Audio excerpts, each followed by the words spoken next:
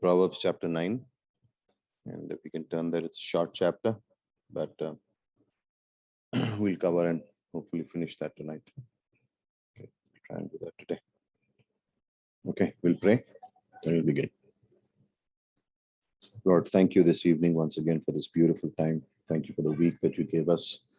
Thank you, Father, for the time that we spend in fellowship and getting to know you and your word, and being encouraged, edified.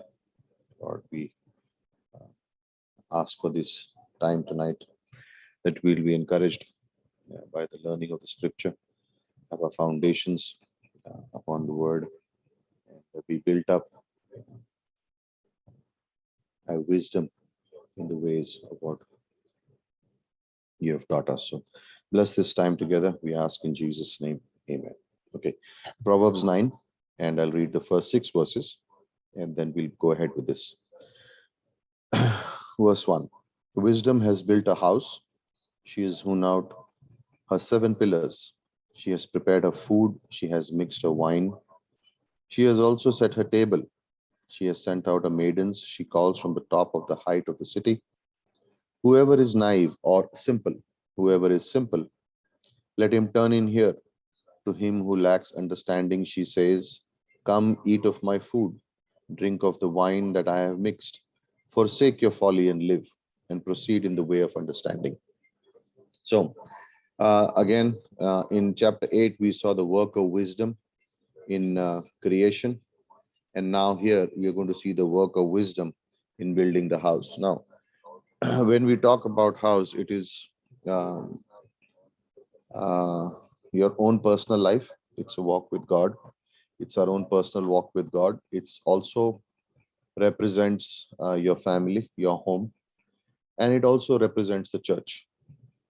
Wisdom builds the house. God builds the house. Work of wisdom in creation, chapter 8. Work of the wisdom in the home and in the church and in our personal lives in chapter 9. Our foundation is always First Peter chapter 1, verse 25, and that's the word of God. The word of God endures forever. That's our foundation. That's what wisdom is. And also First Peter chapter 2, verse 5, where Peter writes and says, you are lively stones, built up on a spiritual house, a holy priesthood, to offer a spiritual sacrifice acceptable to God by Jesus Christ. So that's the theme there, that this is how the idea of wisdom comes up. That what is wisdom doing? Wisdom has built her house. And we said, in the sense like talking about Christ, Christ builds the house. Christ builds the house. But look at what wisdom is doing. She has hewn out her 7 pillars. Now, the word pillars, in a sense, is speaking of structure, also foundation of strength, of holding it up. But what are these pillars? It's the pillar of truth. It's love. It's grace. It's the word. So those are the pillars. And verse 2, she has prepared her food. She has mixed her wine. She has also set her table. She has sent out her maidens. She calls from the top of the house of the city. Think about this. There are 2 types. Invitations in the Jewish culture used to be, whenever somebody was invited, they would invite them twice. One, the first invitation would go out a few days before the feast. The second invitation would go out on the day of the feast to find out who's coming, so that the cook would be, in a sense, make the exact food, and food would not either fall short or neither should it be left over. So in that case, it was done. Here, you don't see 2 invitations, you see only one. But the feast is ready. The feast is ready. And then the like wisdom is sending out her maidens, you know, to invite the guest coming. Everything is prepared, just come in and feast. To the simple ones. Who are the simple ones? People, it's the simple ones are people who have not yet made a decision. They don't know fully the difference between good and evil. They don't know the difference between truth and a lie. They are not well versed with it. They don't understand, but they can easily be distracted and they can easily be guided into a direction. They're simple minds. That's the idea here. Who are the simple people? The ones who simply can guide someone's mind. Simple people, you know. So the thing is what? The house representing the church of God, of the living God, the pillar, you know. So some good verses to remember is First Timothy chapter 3 verse 15. Okay, that's one verse. Ephesians 2 20 and 22, and Matthew chapter 16 verse 18. You know, this is the church, and the feast is ready. And this is speaking about Jesus. John chapter 6 48 to 55. In the wilderness, I fed your fathers manna from heaven, but I am the bread of life. You know, I am the bread of life. Prepared her food, mixed her wine, and the feast is it's a spiritual nature feast. Okay, this is Isaiah chapter 25 verse 6. It's talking about spiritual feast. Okay, it's a spiritual feast out of sacrifice. Because of a sacrifice, we can enjoy the meal. What's the picture? In Israel, this is not normally would happen. People would not have animals and, in the sense, kill their own herds. They would not kill their own flock and prepare a meal. But here the meal is prepared, which means the king has cut some animal, has prepared an animal, prepared a food, which is talking about Christ. God, in a sense, sent his son, and the son is crucified on the cross. And as he is crucified on the cross, because of that, we have a new nature. Because of that, we have a new position. And that's why we can enjoy this feast, because Christ is our Passover.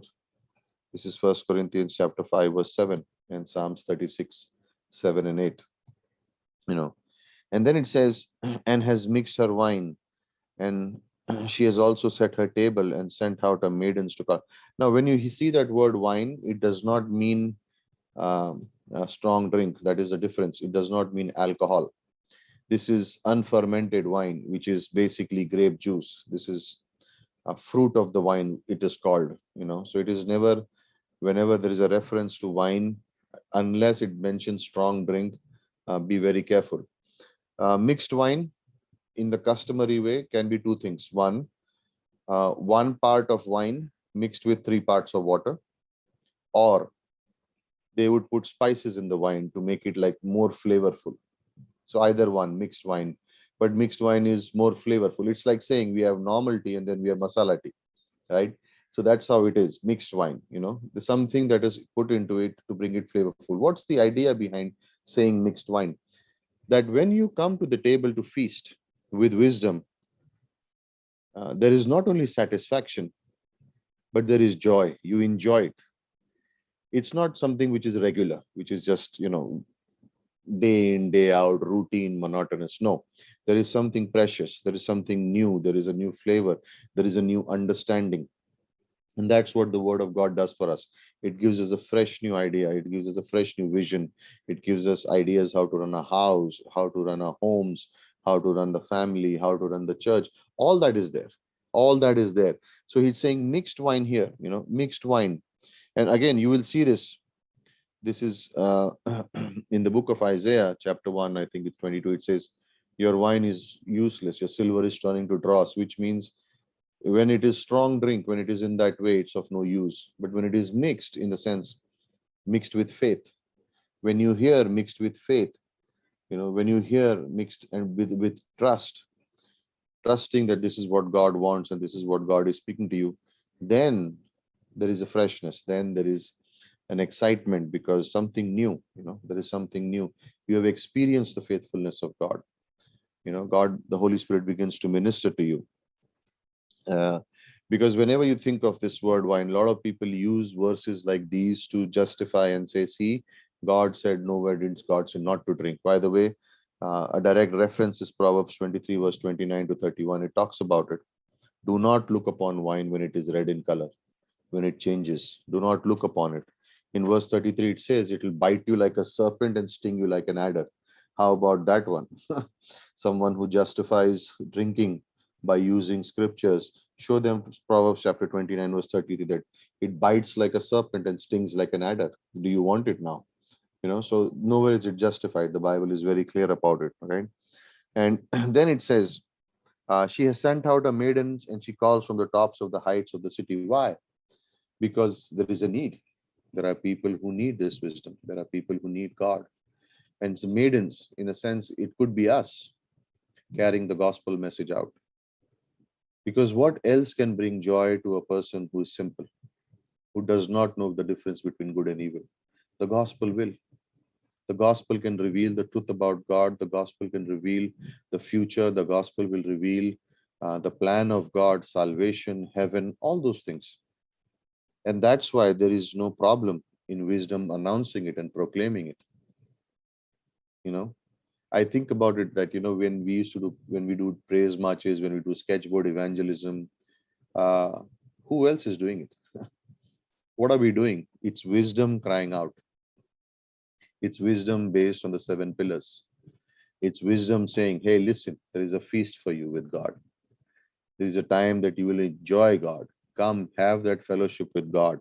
He has got the best plan for you. You know, He will save your soul. He will save your soul. He has the best plan for you. Whoever is naive or whoever is simple, let him turn in here. To him who lacks understanding, she says, come, eat of my food, drink of the wine, forsake your folly and live. Proceed in the way of understanding. Yeah, but forsake sin, forsake those things, leave those things behind. Why? There's lots available. There is enough room in heaven for every single individual on the earth. There is enough room in heaven for every single person on the earth.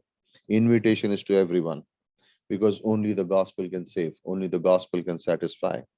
you know and come and eat of my food and drink of my wine that I have mixed. So the invitation is to the simple. Why is it only to the simple? Because in chapter 1 verse 22, the invitation was to three people: those who scorn, those who mock, like the fools, and the simple. There were three groups of people. But the scorners, these scorners are basically, they laughed. These are people who are proud, who hate, who are hard hearted against God. So they rejected it. So then it is left only with two groups, the fools and the simple. But in chapter 8, verse 5, the fools didn't want wisdom. So now the invitation goes out only to the simple, only to the naive. It says that whoever is naive, the scorners are left out, the fools are left out. Why? Because they don't want it. A hard hearted, like a Pharaoh, does not want, they don't want it. And a fool does not want it. The invitation is now restricted to the simple. See, there is this danger. When we share the gospel, we share it with people, we give them the gospel, we talk to them about God, those things happen. And maybe sometimes they listen, sometimes they reject, sometimes they don't want to hear what we are saying. And it's a dangerous thing, because we do not know if that was the last chance, last time they will hear the gospel. What if it is their last invitation? What if it was their last invitation? This is Luke chapter 14 verse 24. And in verse 6 he says, forsake your folly and live, and proceed in the way of understanding. Which means when you accept the invitation, you're leaving old things behind, you're leaving your old ways behind. you know Verse 7, whoever he who corrects a scoffer gets dishonor for himself, and he who reproves uh, a wicked man gets insults for himself. Do not reprove a scoffer, lest he hate you. Reprove a wise man, and he will love you. Give instruction to a wise man, and he will still be wiser. Teach a righteous man, and he will increase in his learning. The fear of the Lord is the beginning of wisdom, and the knowledge of the Holy One is understanding. This is verses 7 to 10. Great portion of scripture. When he says, when the author is saying, forsake your folly and live and proceed in the way of understanding, then he contrasts it in chapter 7, 8, and 9 and 10. He's contrasting it, because he's saying here that when you are wise, you want truth. When you are wise, whether someone reproves you or rebukes you, you will accept it. When you are wise, you will grow. Now, there are these words here which we want to make an understanding of. What is reprove? The word reprove means gentle scolding. Like you're correcting someone mildly, very mildly, you're correcting them. Hey, please, gentle. The word rebuke is when you are stern, when you're tough correction, straight on, hard way. When you reprimand someone, you will see those words coming up in the scriptures. Reprimand means formal or official or public correction, rebuke openly.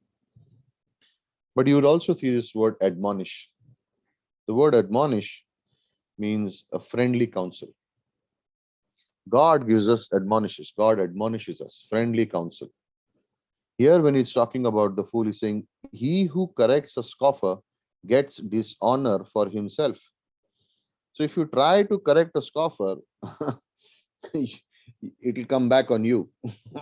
If you try to gently correct, why? They don't need it. They think they don't need it. Why? Hey, listen, what is common between a scorner when it is written here and a fool? What is a common thing? They are ignorant. Okay, they are arrogant. They think what they do is right, and they want others to agree with it.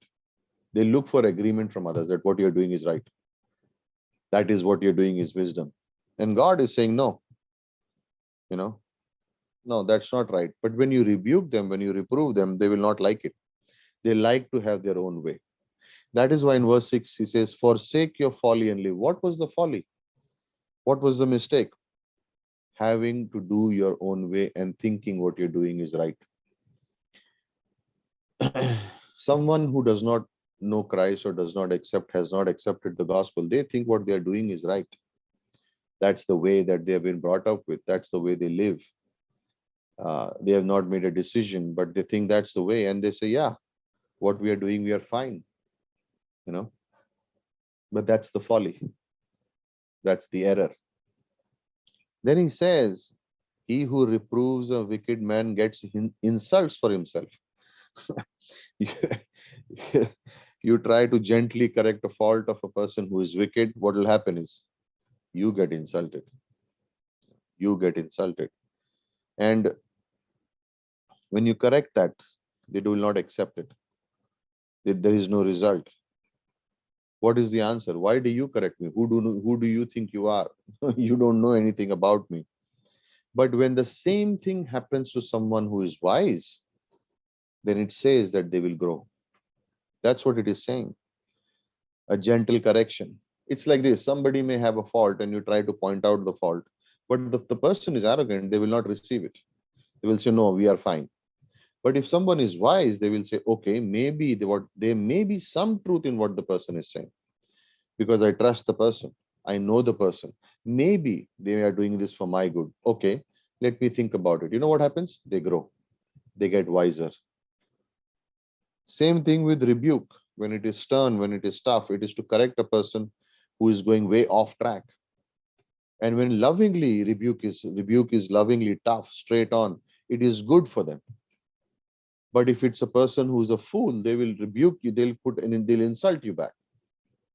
But when it is a wise person, they will receive it and say, maybe this is good for me. What is the result? They will grow. And that's the contrast he's drawing here, that this is what wisdom does. It creates those opportunities. It does not mean that if you have wisdom, you will never make a mistake. That's not what it is saying. What it is saying is that there may be times where we will make mistakes and things will happen, but when it happens, and if you are corrected gently, if you are corrected toughly, or however, when you receive it, as it is coming from someone whom you love, someone who is wise, someone who knows the gospel, someone who knows the scripture, and someone who loves you and has the best in their mind for you. By the way, when I'm talking this and we are saying wisdom, the idea is Jesus Christ.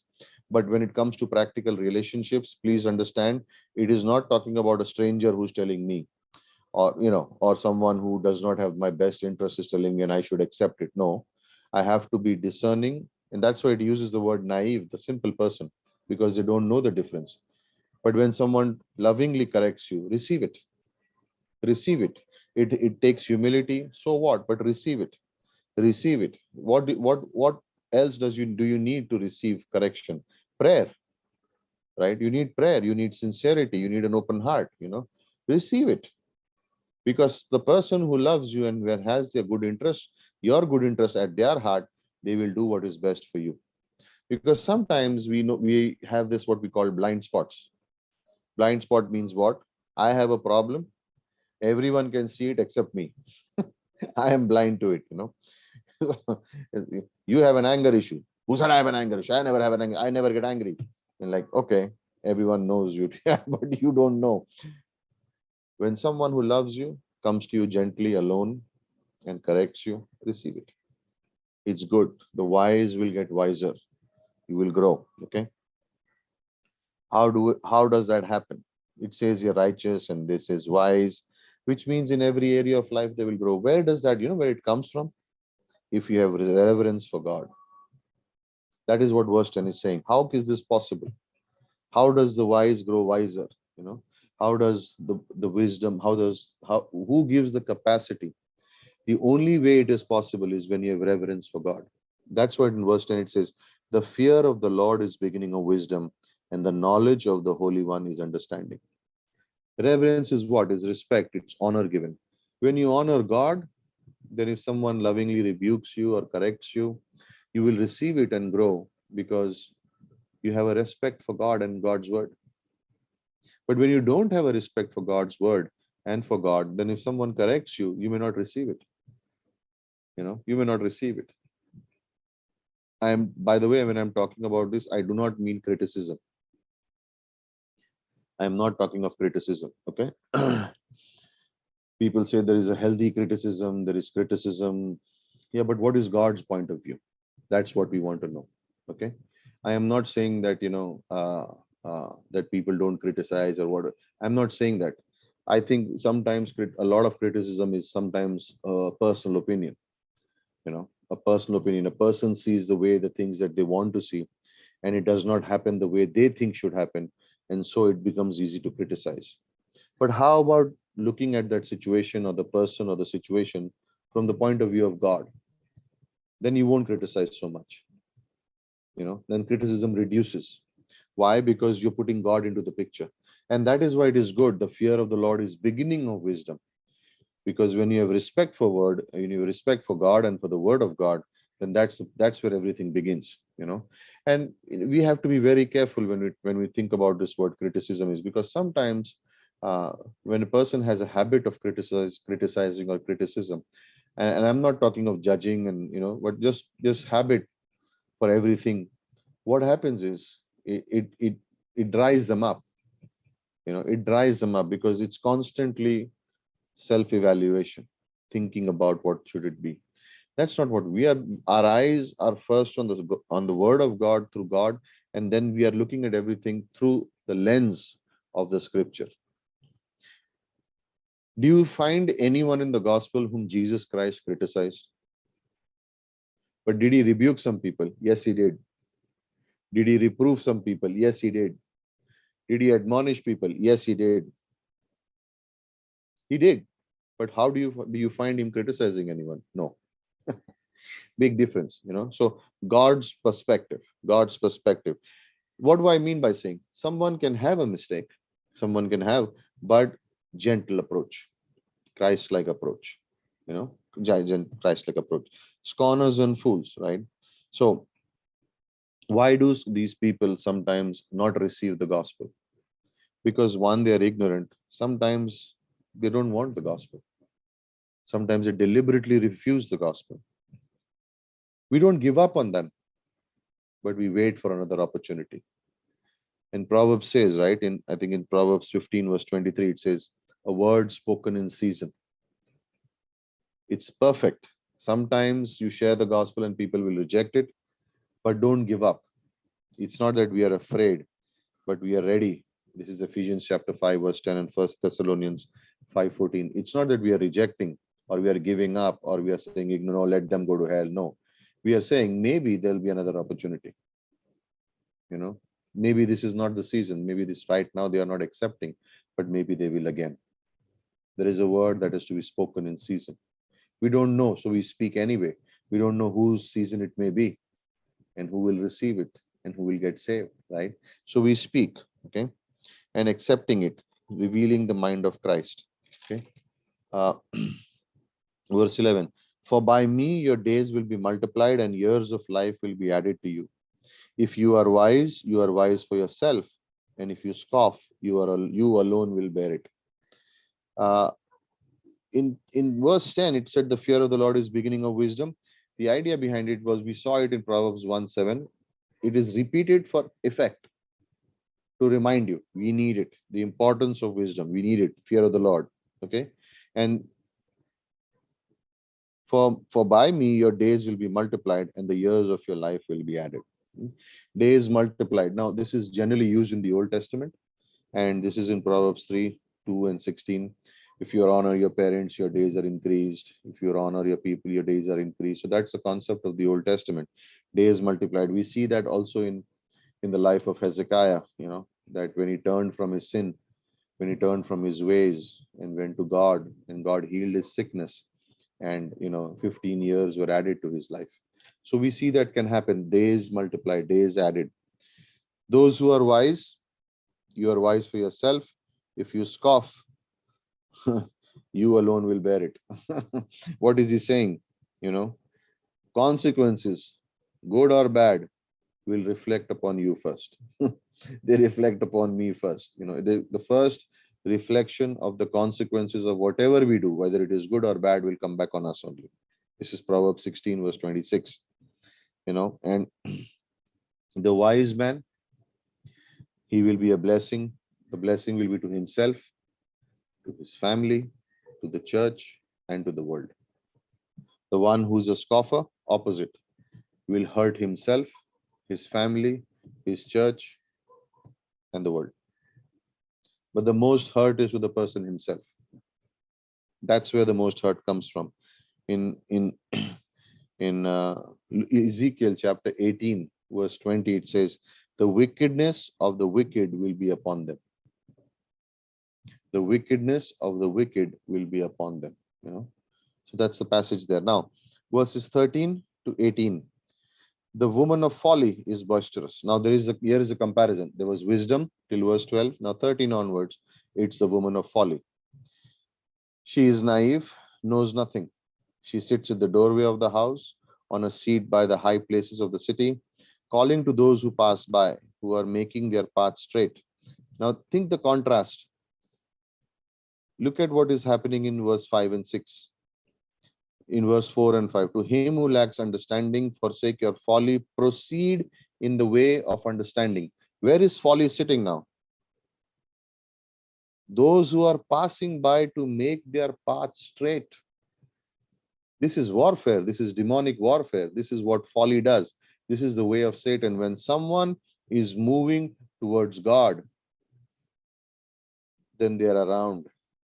As they are passing by towards righteousness, call them out. Why? Because they are naive. They are simple. They have not yet made a decision. So wisdom is calling out to people who have not yet made a decision, right? And folly is calling out to a group of people who have not yet made a decision. Both are calling out to someone who's not made a decision. Why? The soul is precious. The soul is precious. That's the reason why this is going on.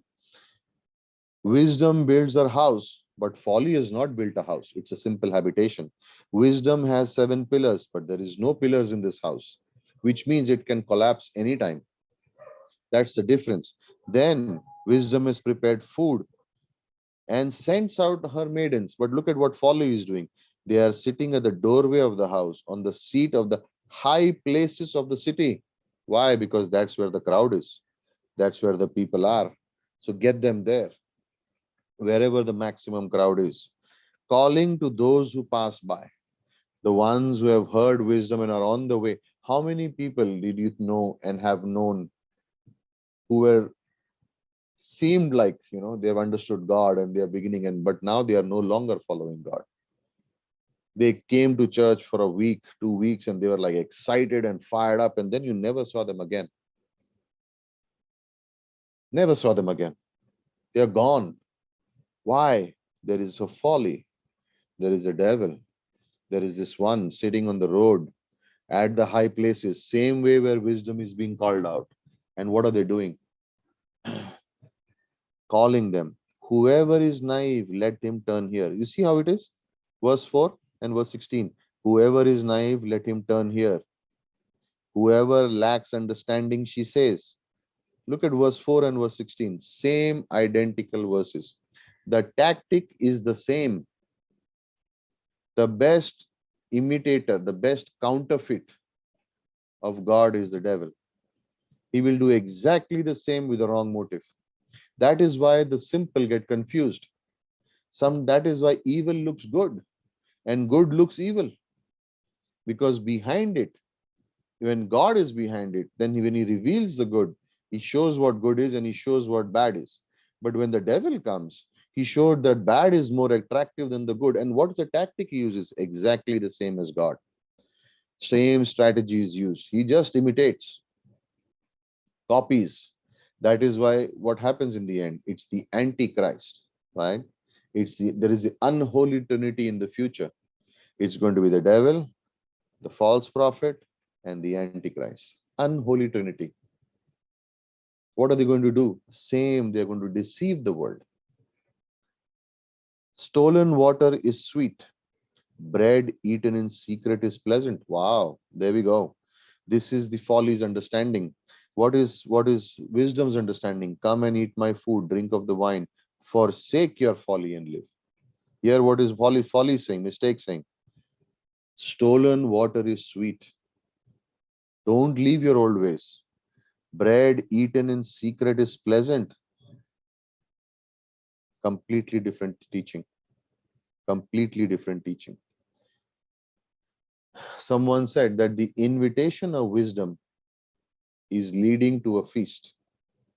This is the chapter. The invitation of wisdom leads to a feast, but the invitation of folly leads to a funeral. How true in this chapter, right? The invitation of feast, this is first 6 verses, leads of the invitation of wisdom leads to a feast. But verse 13 to 18, the invitation of folly leads to a funeral. How big the difference is. But then also, this is truth. This is how it works. This is things that happen, right? In Song of Solomon, chapter 5, 15 to 18, Solomon talked about the joys of the married life, of love. And he talks about it as uh, water, fountain of water, fresh waters, cistern of fresh waters. And that's why the boundaries are placed around it so that pollution doesn't come in. But you break the boundaries and the water gets polluted. This is what adultery is. In verse 17, it's saying, stolen water is sweet. Bread eaten in secret is pleasant. What is folly doing? Sitting at the door. Doesn't send out maidens, right? But sitting at the door, not proclaiming, but laying a trap. Not sharing, but tempting. No pillars, no stability, no security. And what is wisdom doing? Calling out the naive. What is folly doing? Calling out the naive, inexperienced, undecided people who are yet to make a decision. Verse 18. But he doesn't know the dead are there, that her guests are in the depths of Sheol. When that is why, in a sense, discipleship is key. That is why investing in youth is important. Because that's the reason. That's why we do it. Is because young minds, and any mind for that matter, uh, without God's wisdom is naive, is simple. There could be a wicked mind, there could be an evil mind influenced by the enemy, but there is a simple mind. I always remember this illustration that happened. One of the team members was giving out a track in Wakola to a rickshaw driver, and they gave the track and said, "We are all sinners. You need Jesus." And the rickshaw driver was like, "How can I be a sinner? I got up in the morning, I had my breakfast, I went out, I drove the rickshaw all day, I finished, now I'm coming home and I'm going home to eat and sleep. What wrong have I done? Where have I sinned? Where am I a sinner?" He has no clue. Like, what is sin? The naive person. He has no idea. Sinner, how can I be a sinner? There's no idea. It was not an arrogant statement. It was just confused. Like, what have I done wrong? They are not yet decided. They have not made a decision yet. And that's why the gospel breaks the bondage. That's why the gospel breaks the yoke. Someone said, why is it that the Bible is banned in many countries and not any other book? Makes you think, right? Why a church is banned in countries and not any other religion? Makes you think. Why are Christian missionaries going out all over the world and not anyone else? They are going, but they are going. Other religions go in other places because where it is comfortable, but no one takes on the way the missionary goes. Why? Why? The value of the soul. It's the value of the soul. And many truths in this, but this is the invitation of wisdom. And whenever we accept the invitation of wisdom, we leave the old ways and we follow God. And then God ministers to us. Okay. So that's all. Chapter 9. Tomorrow we'll talk a little bit about in chapter 10. But this is all in chapter 9. And we will close here. This is a time for questions. And also if anyone has any comment, if you have studied this portion of scripture, you want to share something, please do. Oscar and Reena, great to see you. And Oscar, we are praying for you. Reena, you also keep well. And Helen, I think Helen is on YouTube. So happy birthday to you. Okay. Thank you, Pastor. Praise the Lord. Good evening, everyone. Yeah, you are you are inspiring us right now. You are in the hospital and you're listening to the class. Yes, I'm in the hospital on the bed. But yeah, grace of Christ, all well. Yeah, good. Right. Okay. So any questions? Anyone has any questions? Please go ahead, ask, and we'll answer it as best as we can.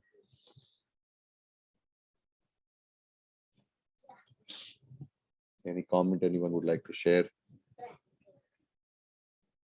Anything you want to share from yesterday's messages? Anything you want to talk about? We have a few minutes, so we can share that time together.